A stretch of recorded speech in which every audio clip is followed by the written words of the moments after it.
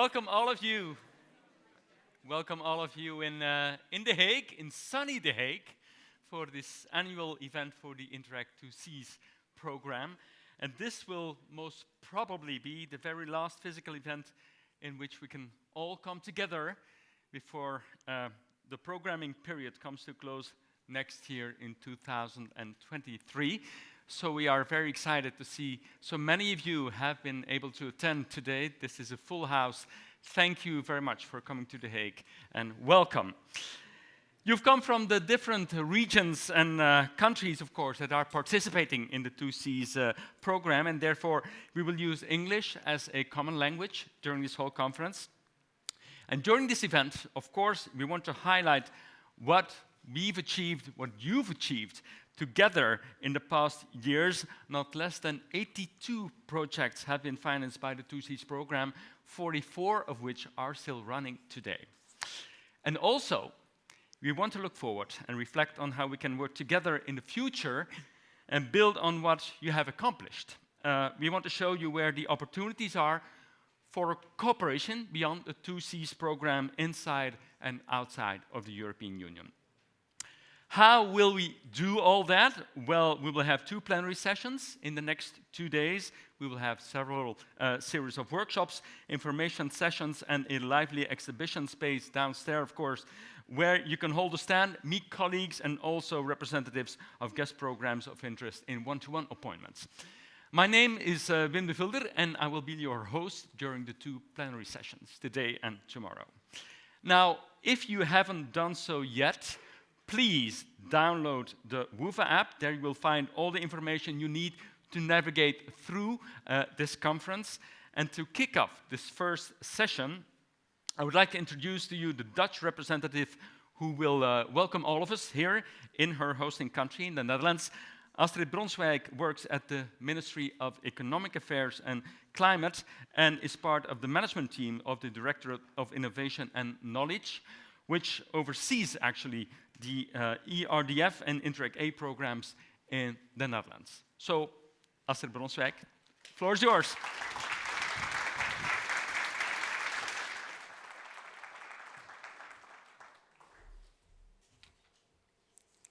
Well, dear guests, let me start by welcoming you to this annual Interreg 2Cs event here in The Hague in my hometown. So this is, for me, home. A special welcome for those participants from Belgium, France, and the United Kingdom.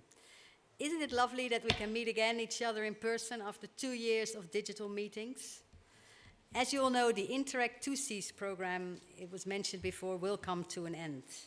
And that makes this event different from the other annual events. Unfortunately, the Joint Secretariat have done their utmost and were able to come up with very interesting program issues for today and tomorrow morning. During these 2 days, the results of a variety of projects will be showcased, and there will be workshops on new cooperation opportunities, because we don't want to leave this network on its own, because it's been very well established. Personally, I've seen first-handedly the positive effects of cross-border cooperation in one of my previous jobs when I worked for the city of The Hague. An example, and I would like to mention a few examples of projects that were that we saw at the time. So one example is the project Vulgarize, and in this project, the so-called North Sea Farm worked together with different partners to explore the potential of seaweed for human consumption. Both quite innovative and very sustainable. And I don't know if my former colleague Joep Ebis is here, because I was hoping to see him. Oh, he isn't here yet, but he was one of the people that worked on this program, and we were, both of us, very proud of the achievement. The municipality of The Hague also participated in another project. It was called Upcycle Your Waste.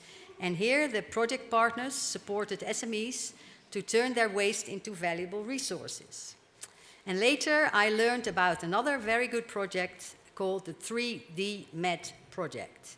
And here the partners aim to provide affordable and accessible medical treatment using 3D printed devices. It's hard to imagine all the possibilities that this innovation will bring. Or what about the AAA? That's a project very actual that enhances the adoption of low-carbon technologies by homeowners through increased awareness and easy access to solutions. These are just a few examples of the impressive number of 82 projects that have been funded under the Interreg 2Cs program. And even though, as was mentioned before, the 2Cs program will come to an end, there will still be opportunities to keep working together within the 2Cs areas.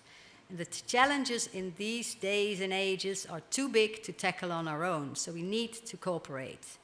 Therefore, this time you will learn that in the event that there will remain a number of possibilities to keep cooperating on items or themes like low-carbon technologies, adaptation to climate change, efficient use of resources and materials, and the circular economy. Representatives from different Interreg programs will be able to tell you all about the opportunities in their programs, and there will also be information seminars on Horizon Europe, LIFE, and on a specific tool that was created within Interreg Europe, the so-called Policy Learning Platform.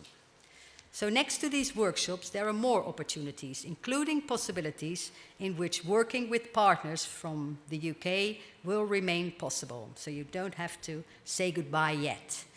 I would like to mention, for instance, the Eureka network. This network offers opportunities for continued cooperation, for instance, through the Eurostar program. SMEs can work together on innovative cross-border projects. And through the Eureka Clusters program, we will continue to support international industrial clusters. And also, cooperation will continue in the Straits Committee. This multilateral forum for dialogue provides a flexible framework for its members located in the 2Cs areas to work together and also support innovative cross-border projects. So still although there is an end, but there's also another future ahead of you. It is good to see that through collaboration between regions on both sides of the canal, cooperation opportunities for stakeholders is preserved and can even grow. I hope this event will inspire you, that it will prove to be a great opportunity to share results of projects we've all worked so hard on, to meet new people and to establish new partnerships.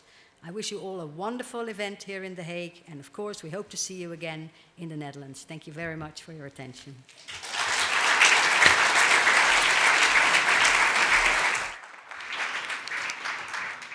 Thank you very much, Astrid Bronswijk, for your warm words of welcome and for setting the scene a bit for this conference, for this event. Our next speaker now is Simon Burnett from the UK National Authority, the Department for Levelling Up, Housing and Communities. As you all know, the UK had the presidency of the 2Cs governance in 2022. So a word of introduction from Simon. Thank you, Wim, and thanks everyone for coming along. I'm not used to seeing this many people in sort of one space. So, first of all, my name's Simon Burnett. I'm the UK delegation lead for the 2Cs programme. It should have been my colleague, Mr. Sam Lucas, standing here, but unfortunately he couldn't make it today. I only want to take up a few minutes of your time, really, just to share some reflections on the year past and thank a few people as well.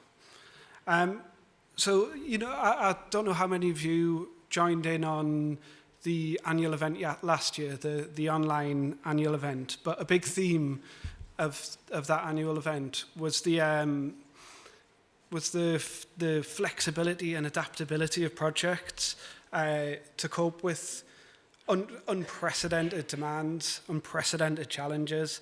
There was the uncertainty surrounding the UK's departure from the European Union, and then, of course, the pandemic, the COVID-19 pandemic, and all the challenges that brought about for projects. So as I stand up here at the tail end of the UK's presidency, it's I think that what is a year in Interreg without new challenges?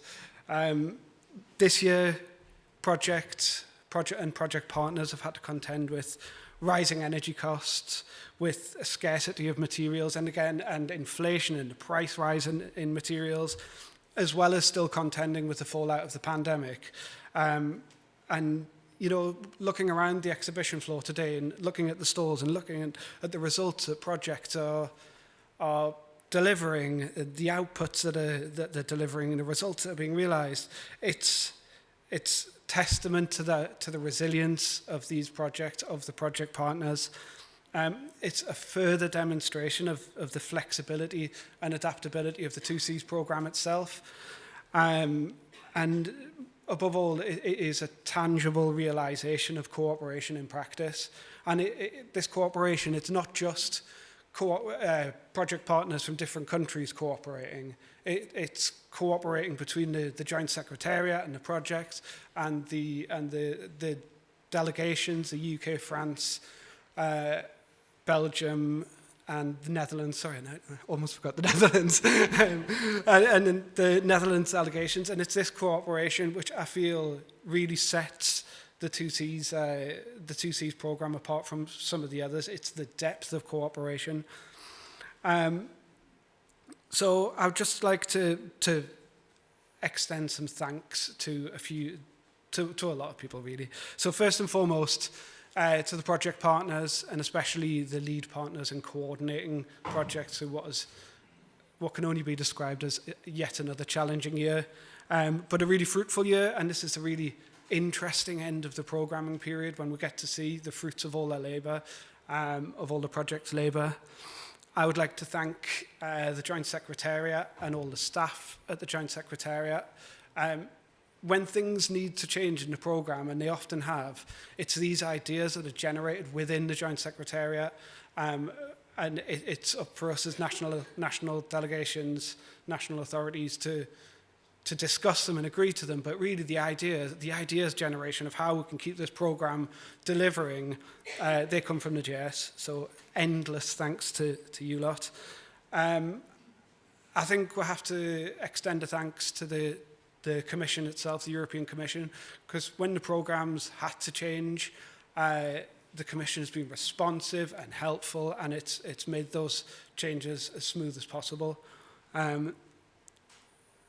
And of course, I can't stand here and not thank my partners in the other participating countries who sit on the monitoring committee with us. It's a wonderful collaborative atmosphere, and it's a privilege to be part of it. So yeah, thanks a lot. I really do hope you enjoy the conference. I hope you talk to each other and generate more ideas and take part in the workshops and mingle and have an excellent couple of days. But thank you very much.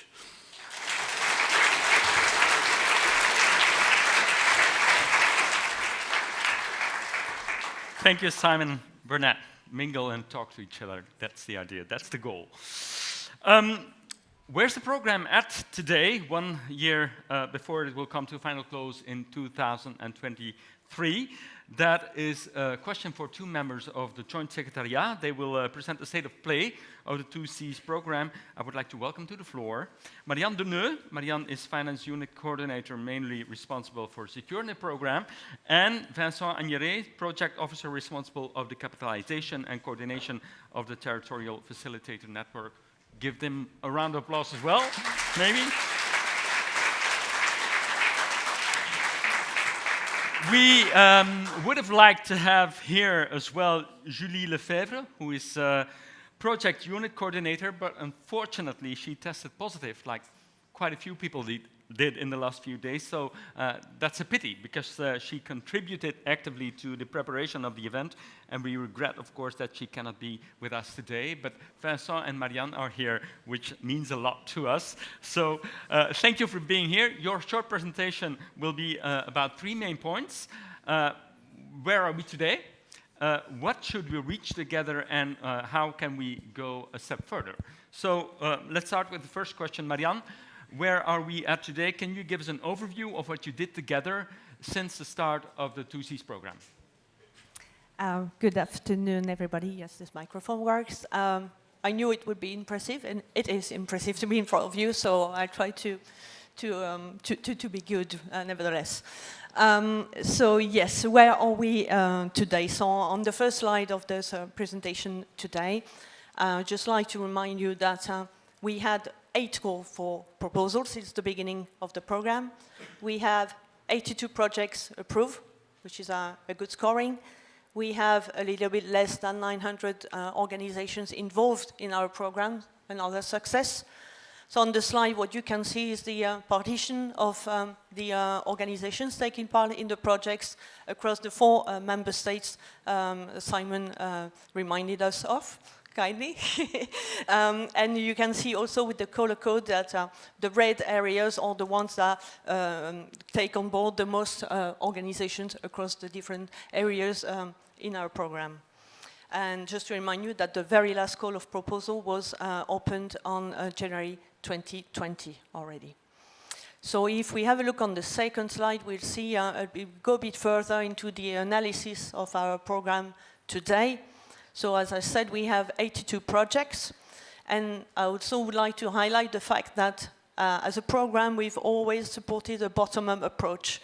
And it's very important. That shows, if you can see the number of approved projects across the 4 priority axes on the screen, you can see that priority axis 1 on technological and social innovation had a very, very big success with 46 projects approved, and a particular hint on SO 1.3 with social innovations with 20 projects approved on it. And then we have an equal number of approved projects on priority axis 2, 3, and 4. But nevertheless, I would like to highlight the success of priority axis 3, which doesn't seem to be very appealing here, but I will explain a bit further later on when we talk about finances. And I would also like to highlight the strong innovation dimension of our program, which has been highlighted by our external evaluators as one of the main features of our program.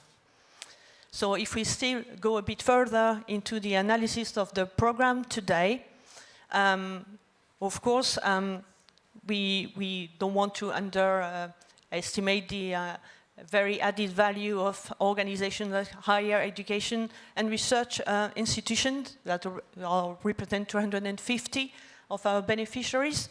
On the second step, we have the local public authorities with 150, but what we are particularly proud of is having taken on board 100 SMEs. SMEs on the top of which we could add 50 enterprises. And this was a big success for the program, as support to SME is a cross-cutting priority of our program. And as you can see on the slide, if you take the SMEs and the enterprises, you can see that they benefited from 30 million euro ERDF, which is 15% of our program budget. So it's not something to be underestimated, really. So that was a very good achievement on our side. And on the next slide, we can have a look at the second cross-cutting priority of our program, which is the maritime dimension of our program, that again cannot be underestimated, which is very good scoring of 27% of our projects having a maritime or marine dimension all across the priority axis. This is really a great achievement for us. And of course, so this is the situation after 8 calls for proposals. But we all know that we have met very big challenges, also reminded by Simon a minute ago.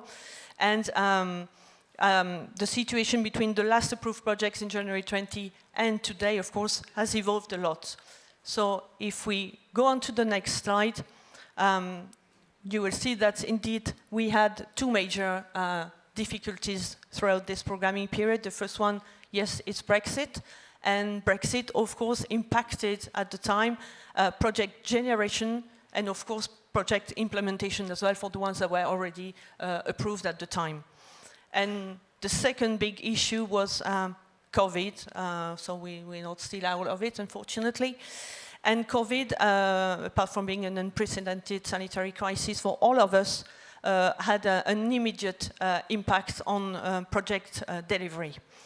And because of this, as a program with the member states, we've taken strong mitigating measures to ensure full support to all of you and to ensure support as well to project delivery, obviously, because that was stopped.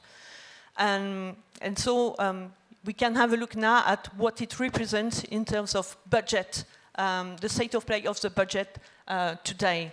So what you can see here is the situation for the 4 priority axes, and on the right-hand side, the situation for the program as a whole.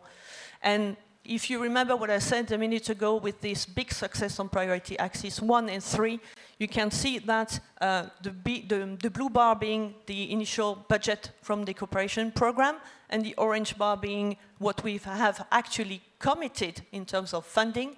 We can see that there has been a big demand on priority axis 1 and priority axis 3. So at program level, yes, we have overcommitted a little bit, but this is under control.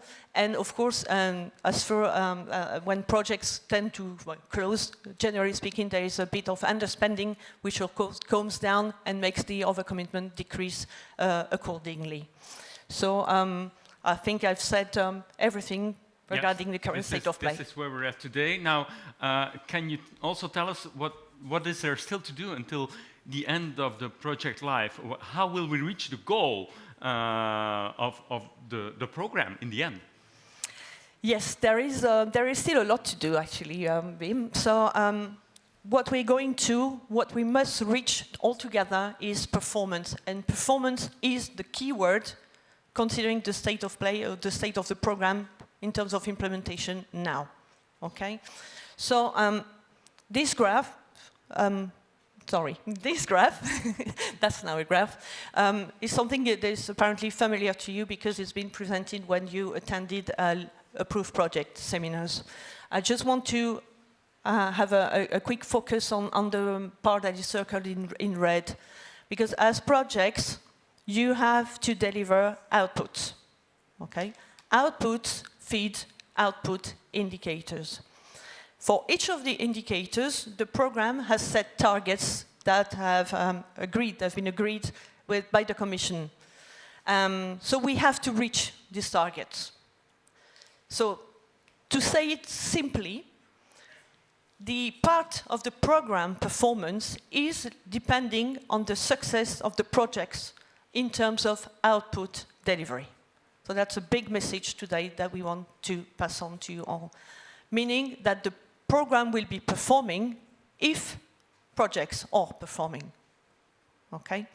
So because we're talking of delivering output indicators, I will show you on the next slide what we are currently, what is the state of play. Output delivery is the first pillar of program performance. Okay? So what you see on the screen is one bar, one indicator plus a specific objective. Okay? Covering pilots, tests, solutions, demonstration actions, that sort of thing. What is in gray is what is already achieved. What is in blue is what remains to be achieved according to the currently approved application form. The little thing in red is the target agreed between the program and the Commission. And the line in yellow is just to show you really the path. What do we observe? If we have a look at the first one on the left, strategic objective 1.1 for solutions, we see that we are almost there. Okay, situation is under control. If we have a look at the next one, we see that we have achieved the targets. We have even overachieved the targets. But there is still a lot to do if we have a look at the other strategic objectives.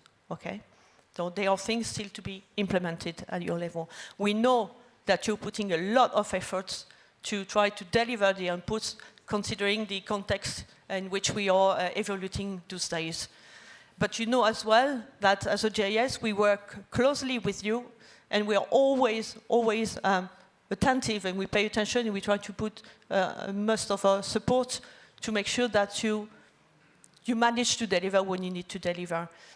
And we strongly encourage you to come forward whenever you think there is a risk of non-delivery for some of your outputs. Because the sooner we know, the sooner we can think and try to develop solutions for you to make sure that we can implement the best out of it. Okay? So if we have a look at the next slide now, what do we mean by output delivery? Output delivery is made of 3 steps. The first one is the implementation of your project activities. The second one, once you've done that, hopefully you complete your outputs, which is already good. But, there's always a but. This is not enough. We cannot count for these outputs if you cannot evidence the reality of the delivery of your outputs. Second strong message that you must take on board. Okay? So we will not be able to account for the outputs if you cannot evidence it in the annual progress report, in the closure report, for example. So now we had a look at the first pillar of the program performance, output delivery. Let's focus on the second pillar. And the second pillar is the budget spending. It's the very same graph that I showed you some slides ago, with an additional bar this time in green, which is the currently spent budget, which is what you have been able to spend and declare to the program. Okay? At program level, the spending rate, the bar that is just here next to me, it means that we have been able to spend 70% of our budget, which is a very good achievement, again, considering the context, but also evidences the fact that the mitigating measures that we've put in place with delivering more time, more budget to you, because we've opened 5 windows for you to add for additional budget. We've delivered you, we've made many modifications to allow you to benefit from extra time as well, to make sure that you could deliver your projects. 70%. So it means that this money corresponds to what has been achieved already and what is currently under achievement. Okay? So now, concretely speaking, to answer to your question, Wim, what do we need to do? Mm-hmm. The answer is, we have 6 months left before the end of the project activities. We have 44 projects that are still under implementation, knowing that 36 of those projects are to end in 2023. We have 30% of the budget left, and as we've seen earlier on, there is still a lot to do in terms of output delivery. So the third and last message that I would like to pass on to you today is that regarding the available remaining budget, what remains to be delivered in terms of output, we need to ensure, you need to ensure, that you are progressing simultaneously on output and on consuming budget. Okay? So, and the very last message, we are all on the same boat. Okay? So, hand in hand, okay, projects, program, we must make sure that the budget spending remains essentially focused on securing the delivery of the outputs foreseen in the application form. It seems simple, we know the reality, we know, but we are there to provide you all the support you need to make sure that we reach our mutual goal. You must fulfill, you must implement your projects fully, and at program level, our responsibility is to make sure that the budget is spent appropriately and that the objectives of the programs are being met in the end. So first, I would like to thank you for your attention. And I would like to give the floor to Vincent, who is going to give you a bit more hints on point of attention on project closure. Thank you again.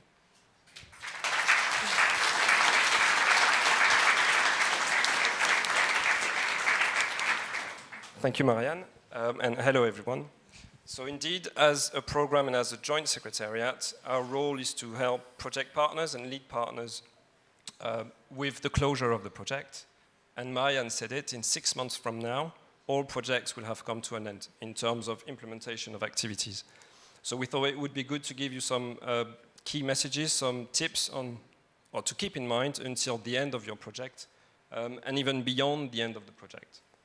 The first and maybe the most important one for you is to make sure that you collect all your invoices and you pay them, and I insist on the term, you pay the invoices before the end date of the project as written in your application form.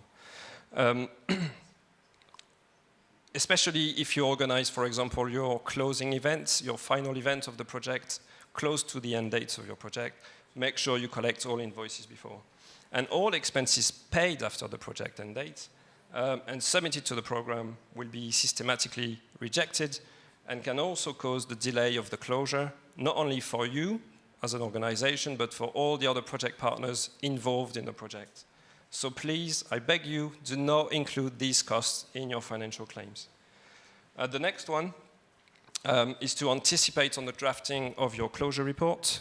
Today, the closure report module on the electronic exchange platform, also called EEP, should be available to you, lead partners, and we cannot stress enough the anticipation or the importance of anticipating in order to prepare the closure reports, especially with your partnership.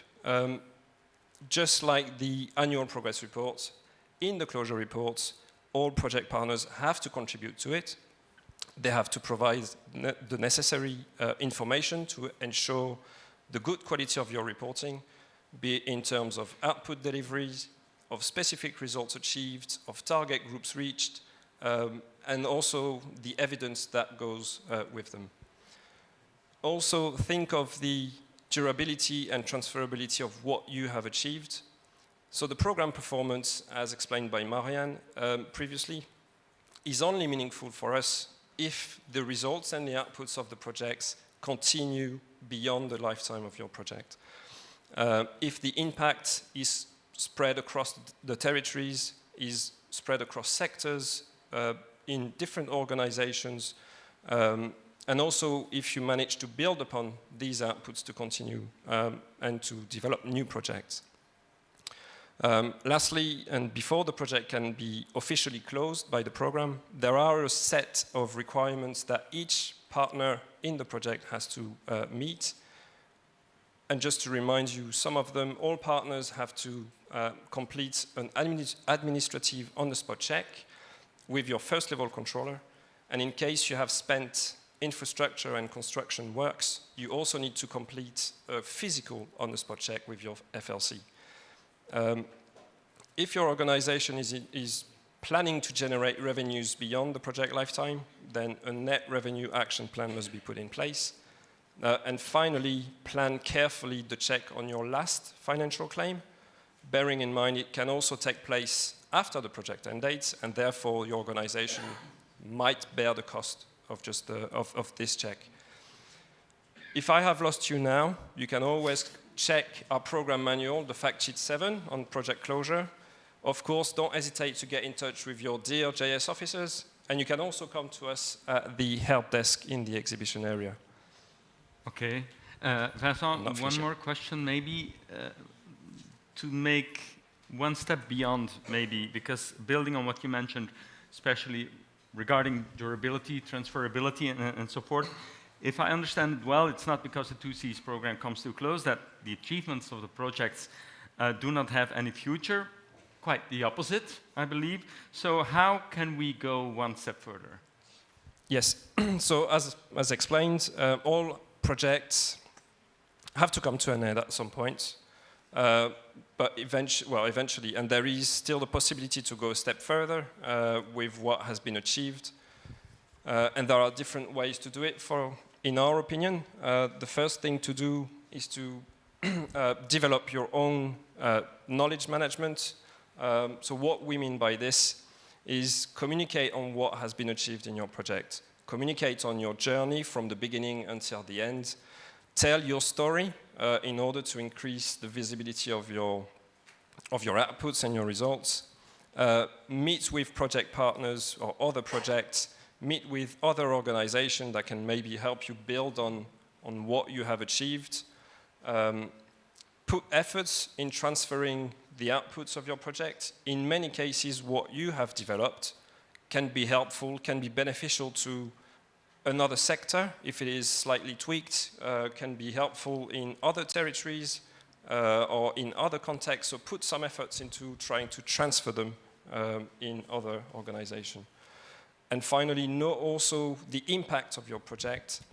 What did you achieve? What did you fail?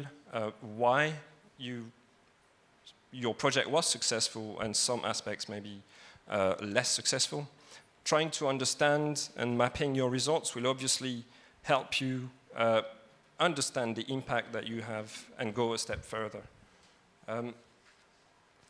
You may not know this, but we have an output library on our program website where you can search, consult, download all outputs, most outputs developed by, delivered by projects, unless they are confidential, of course, but we publish the different outputs that have been validated in projects on this output library. So also put some efforts into thinking by the closure of your project, how am I going to evidence my output? What is the final product of this? You can filter by project, you can filter by theme, you can filter by target groups.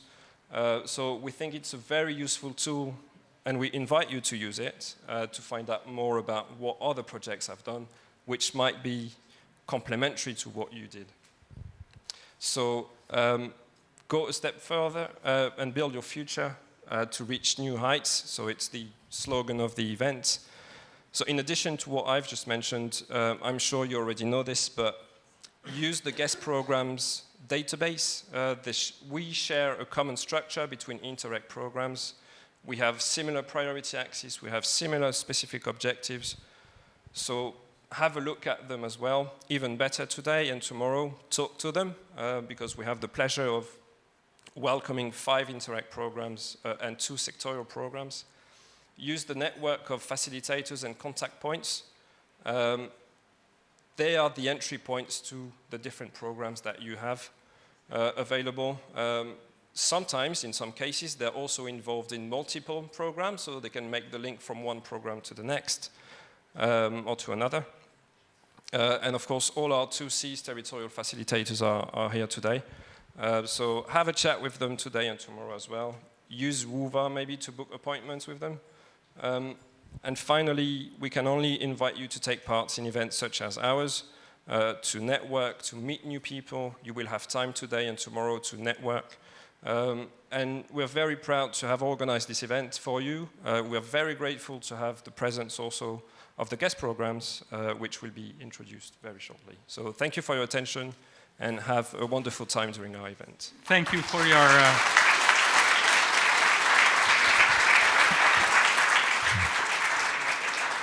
Thank you for your very clear messages, Vincent and Marianne. Now